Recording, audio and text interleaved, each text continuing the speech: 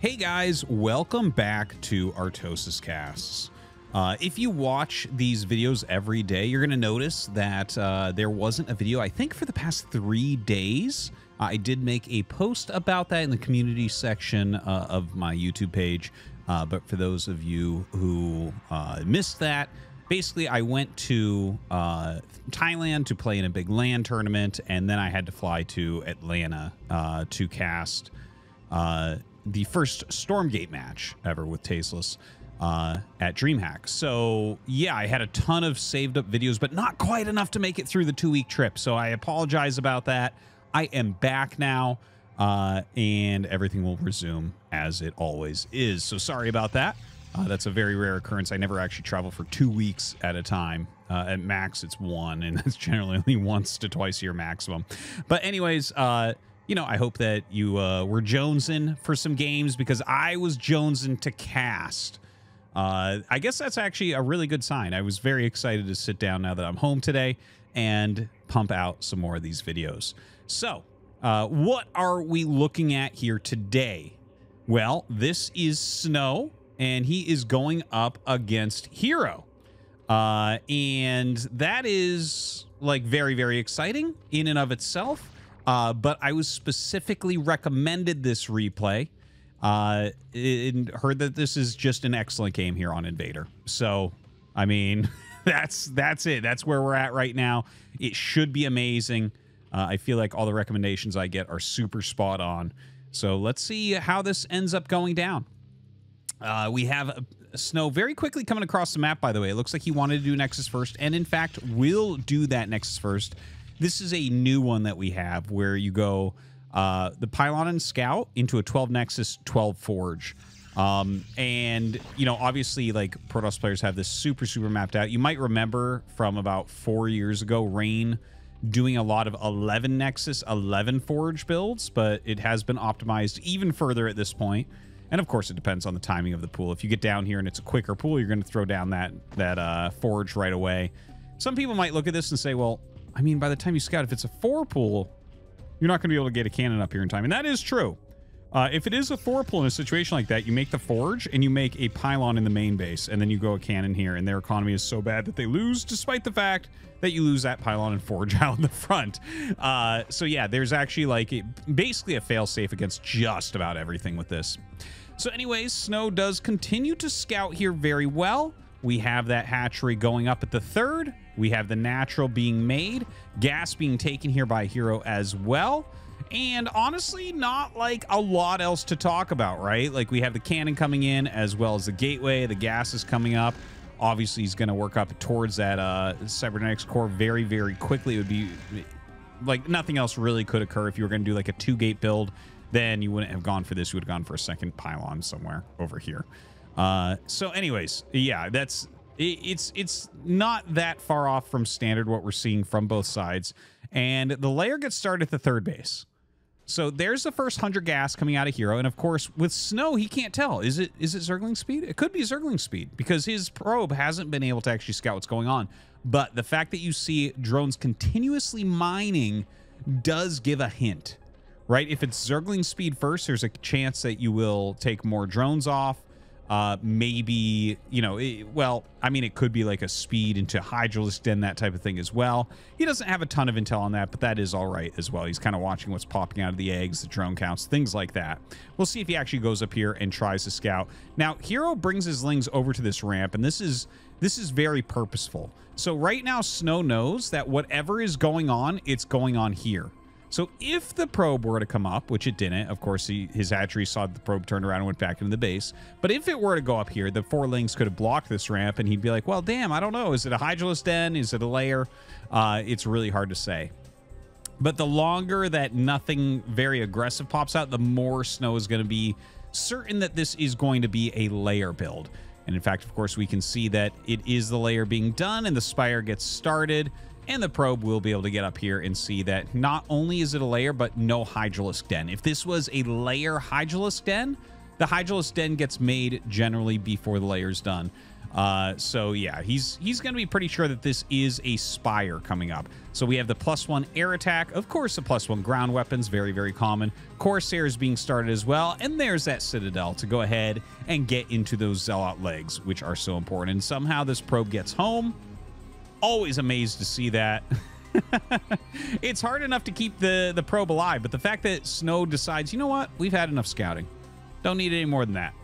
And sends a probe home. He now has one more probe than basically any Protoss will ever have at this time. It's a very, very rare thing that you see. Now, back in this main base, oh my god, it's a double Stargate. Okay, so if this turns into a commitment on flying units here, on Mutas and Scourge, the double Stargate Corsair from SnOw is going to be incredibly, incredibly strong. Now, when it just turns into like the 4 Scourge into Hydralisks, that's where things start to get a little bit rough for Protoss. Now, here's the first Corsair going after an Overlord. Going to try to clear this. Of course, some Scourge are being made. They're not done quite yet. I think he should be able to just barely kill this. Where are those Scourge? Okay, so no Scourge there. It looks like, yeah, all the Scourge are being hatched here. So here they are. Let's see if SnOw can get out alive. Now, notice how he's bringing 2 of the Scourge way out. Wouldn't be surprised that... Oh, look at that. He actually sends those in the other direction. So it looks like he wants to get both of the Corsairs if possible. Now, if he snaps both the Corsairs, that's huge. Even against 2 Stargate Corsair. There's one down. And as that one dies, SnOw realizes what's going on here and that he cannot keep this out. Now, Scourge can catch. It takes a little bit. Normally, what you're going to do is adjust this slightly, but it looks like he'll get back to the cannon in time before the Scourge close all the way. All right, so in the meantime, a few Zealots do walk out and start to fight these Lings. A pretty good micro there from SnOw. And he is going to be able to kill off all of those Zerglings. Only a couple left over. Very, very hurt as they do end up running away. With the double Stargate, though, we have a lot of Corsairs. Don't forget, he did lose that first one. It looks like he did take a single Scourge hit with that secondary one. And, yeah, Templar Archives is already up. So we could see this turn into something like Zealot Archon if a lot of Mutas come out. And, in fact, we don't actually see Mutas coming out. Okay, so the double Stargate is not hitting what it hoped to hit. And especially after losing that one Corsair, sometimes losing a Corsair is what triggers Zerg to go into Mutas. So the fact that he lost that Corsair and still it's not Mutas is a little bit sad for SnOw. He's got a lot of Corsairs, right? So he's got 5. He's made 6 total plus 2 Stargates, right? So generally, if you know that they're not on Muta, some players will still make a lot of Corsairs like this. I know that Rain oftentimes likes to do that. Bisu and Mini sometimes as well, but definitely not every Protoss. Either way, we have a lot of Hydras being fielded. They already have their speed upgrade. Ooh, gonna turn and catch one of those Corsairs.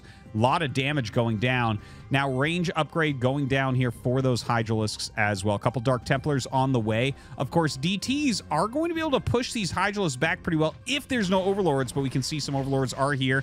The Corsairs come up from behind and will start hitting some of these at least. And the 2 DTs are going to work, but the Overlords get up here in time. So both the DTs evaporate. Almost no cannons left. Oh my god, this is a lot of damage already being dealt right now. He will end up killing this other Overlord, I think. No, just barely not. A lot of Hydras left. I'm starting to wonder if I downloaded the right game because this one's looking like it has potential to end pretty quickly here. Gets another Corsair. No, another Overlord's here, so not even that Dark Templar is able to get out. Didn't get to finish his +1 armor either, so a lot of bad things happening to SnOw right now. He does have these additional photon cannons warping in, so that should be enough to hold on against all this. But it really feels to me right now, looking at this game, like herO's in great shape, right? He's got a lot of Hydralisks out here. He's killed the wall. He's forced a big probe pull. Now, that being said, it's 52, 53 probes, so that's still very, very good economy. That's like oversaturated for 2 bases. So still looking and feeling good right now here for SnOw. Now, the pullback on those Hydras, looks like he will decide to go home with those and maybe help to zone things out, maybe protect this additional 4th base that he's making, you know, have enough units that things like Zealot run-bys or a random DT coming out aren't going to harm him. You can see really great defense all over the place right now. One Overlord sticking out front, watching for any incoming units. but the Zealots and the DT did run around the other way. So they're going down towards this 4th base, but as I mentioned previously, right, we have these roaming groups of Hydras that do have Overlords with them, so you can't do too much. This is a very small army, just a very small harassment-based army that's looking to fight no more than a couple Hydralisks into any area that they enter. Now, it looks like some shots have caught on to these Corsairs. They've taken a ton of damage at this point. You know, we could see mutas later on in the game. It gets less likely as we get into the very late game, but we'll see about that. Looking at the whole upgrade scenario right now, it is just +1 on Protoss units, but he does have double forge that he's made, which is awesome to see. Going for that 2-1 upgrade. Dragoon range is already on the way as well. He already has those High Templars out with the Storm, no doubt. Robotics coming up for those observers as well. Maybe even a shuttle to add in. In the meantime, herO here, not going for additional tech other than Lurkers. Is getting that +1 attack. Oh, that's actually kind of late +1, to be honest. I feel like normally you'd have +2 started by now. But either way, is getting that +1, is getting into Lurkers, has a good amount of Hydras. You can see in the supply here that the actual standing army of herO is probably a bit stronger than SnOw's. Probably a bit stronger, which isn't a big surprise based on what this early game has looked like. Now, some Speed Zealots run in and will surround these 4 Hydras very, very quickly. Oh, 2 of them do morph into eggs, so a pretty reasonable defense. The Corsair is still trying to get a little bit of harassment off as well. The Zealot's going to run out of here. It looks like that one Zealot did get pretty stuck over there behind those eggs. We have the observatory now coming up, and I think SnOw is going to have to start thinking about that 3rd base really, really, really soon.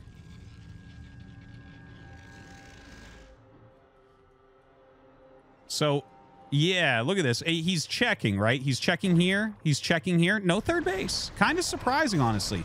And in fact, with Lurkers running up here to get a bit of a containment off, there's a potential you can snipe the Robo. You know, just having a contain in general. This map not quite as strong for contains because you do have that second exit where you can go in the other direction, but still not a bad thing to do, especially if your opponent moves out too many units. Sometimes you can go for a counterattack. So right now the Zealot's just kind of walking up here and they're taking hits. They're tanking so that he can go after these Overlords. And oh my God, he's diving on these Overlords super, super hard. You can see the focus as SnOw is putting out into Corsairs. And this is something we've talked about on this channel several times. I've seen a lot of people commenting in the comments as well. It's something that we've seen from Flash's Protoss. It's something that we've seen from Rain's Protoss. Just continual Corsair usage. And it's not that we haven't seen it from like Mini and Bisu and things too, but it feels like more of the style of some of these other guys. But it feels like, look at this, right? We're almost 13 minutes in. They're having, you know, he made more Corsairs. Right? He fell down to 3 at one point. He's lost 4 or 5 Corsairs this game. Still has a decent amount. Still running around trying to snipe as many Overlords as possible. And honestly getting a lot. If you're not very careful here, you're going to end up losing a huge clump of Overlords. And that could set you really far back. You know, if you have to suddenly pop 5, 6 Overlords, that's like 2 hatcheries that you could have made. So Corsair's still rotating around, still trying to get this damage. Look at how annoying this is, but still no 3rd base. Just now at 13 minutes and 16 seconds, does SnOw add an additional base finally. That 3rd base is going to be very late. We already have the 4th up in mining with great saturation. We have more workers from herO as well. So despite the fact that we've kind of concentrated on those Corsairs a little bit, we've watched the movements here of SnOw quite a bit, it does feel like this is herO's game still, right? Look at this. He's got a fleet of Scourge out here, just kind of making sure those Corsairs are going to get punished if they stay around. Yeah, you can probably pull that back at this point. You know, a nice Dragoon set. Has some High Templars in here too. Only 2 High Templars, kind of funny. He does have 2 Storms on each, so that's something at least. Did leave 2 up here in the natural too. So this is him watching for a possible counterattack. May need to pull that down as these units come out. So let's see if he does end up pulling those down. More and more rallying units come as well. That is a huge size storm. Another ridiculous size storm. And he has the high ground, don't forget. absolutely bonkers. Now the flank comes in from the other side. We're gonna have to zoom out to see this whole battle. The Zealot's going to the left side. I don't really see any lurkers in there, so the Zealot's gonna do a little bit better, but there's so many that they do get eaten alive. There is still a lurker on the side, but a very healthy amount of Dragoons, and with that high ground advantage, they're doing fantastically. Another storm on each side goes down. It does look like he pulled those two from the natural to help with this defense of that third base. Throws another one down, zoning out those Hydras for now. And it seems as if SnOw has been able to hold on, but he is actually still behind on supply. So when we look back here, you can see the ridiculous, absolutely absurd macro of herO. Looking fantastic. He's got so many units. Tons of lurkers being made, tons of Hydras being made. And I think that it goes without saying here, he is going to bring his entire army to bear and try to attack again. But does SnOw have a strong enough defensive position to end up holding on against that? It's like really important, because right now it definitely looks like a herO victory, right? Looking at the numbers, looking at the timing of all the bases and everything, this is a game I'll give to Zerg almost every time. But if he gets sloppy attacking in, it can turn around still. Now, he forces a huge burrow of these lurkers, and the lurkers actually still kill a few units, but he killed about 6 lurkers there. I think actually 7 lurkers total ended up falling there to like a Psystorm and some Dragoons, only losing a couple Zealots and 3 Dragoons himself. So that was very, very efficient from SnOw. Going to back up for now. Gets back towards this third base location. Still has a lot of High Templars here. And, you know, in fact, has a lot of gateways still pumping out. Let's take a look at the upgrades. It is 2/2 upgrades. Hasn't started any additional, just +1. So that's a huge difference as far as upgrades. Got to zoom out to show the Zerg swarms. Look at this. herO coming from all angles right now. Tons of units coming in. In the meantime, he is double expanding. So let's see if SnOw is able to hold on. He lost this high ground. He came down here to engage this. So now we have the high ground being taken by herO. He does start to push him back. Always a problem trying to shoot uphill with Dragoons. They do absolutely terrible shooting uphill.